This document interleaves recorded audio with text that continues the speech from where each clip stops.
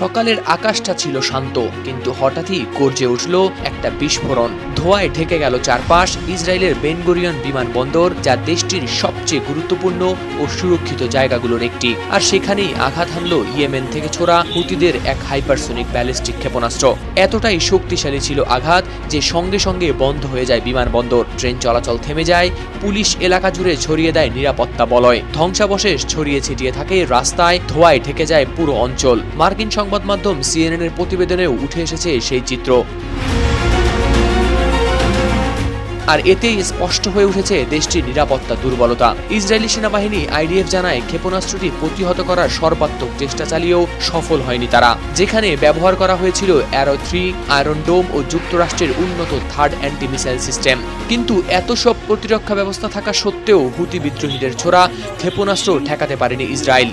হুতির মুখপাত্র ইয়াহিয়া সারি জানান, এই হামলা ছিল গাজার জনগণের উপর ইসরায়েলের গণহত্যার জবাব। তিনি বলেন, আমেরিকান ও ইসরায়েলি প্রতিরক্ষা সিস্টেম ব্যর্থ হয়েছে। এই প্রথমবার ইসরায়েলের আন্তর্জাতিক বিমানবন্দর লক্ষ্য করে হুতিদের এমন নির্ভুল হামলা।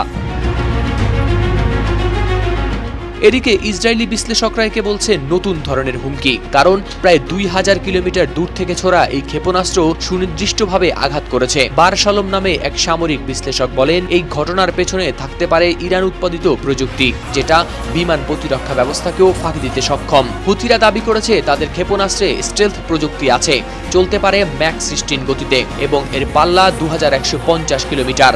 অপরদিকে এ হামলার পরে ইসরায়েলের প্রধানমন্ত্রী নেতানিয়াহু হুঁশিয়ারি দিয়ে বলেছেন, এটাই শেষ নয়, পাল্টা হামলা আরো ভয়াবহ হবে। প্রতিরক্ষা মন্ত্রী ইসরায়েল কাটজ বলছেন, 7 গুণ জবাব দেওয়ার কথা।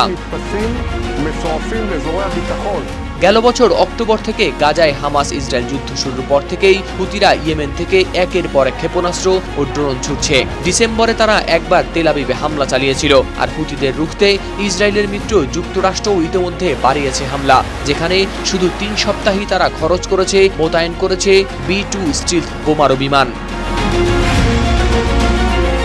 হাওলাদার শামীম, RTV।